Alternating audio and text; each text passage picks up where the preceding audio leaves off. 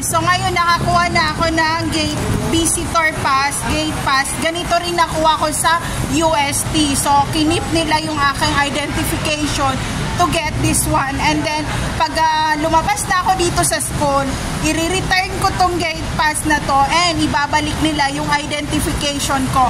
So papasok na tayo sa loob. I'm so excited kahit hindi ako nakapasok ngayong year.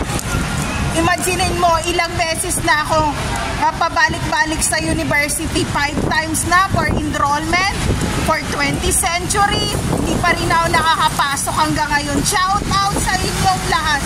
Congratulations and good luck sa batch year 2023 and 2024 from Luzon, Visayas, Mindanao and International. So ito yung view dito.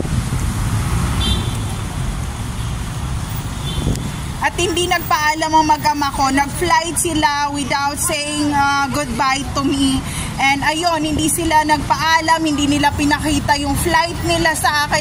Hindi ko alam kung anong airplane na sinakyan nila. Hindi ko alam kung okay lang sila ngayon. And hindi pa rin nila ako ni-message hanggang ngayon kung okay na ba sila or nag-stop over na sila o kung saan man sila nakarating sa mga araw na to. But whatever happened to them, sana okay sila sa mga araw na to. And i-bless pa tayong lahat sa taas na kahit anong mangyari from Luzon, Visayas, Mindanao International, walang kaguluwang mangyayari at magmumove on tayo at wala ng COVID, wala ng mamamatay at wala ng mabubuhay na homeless at mahirap dito sa mundong to. So papasok na ako sa loob. Bye!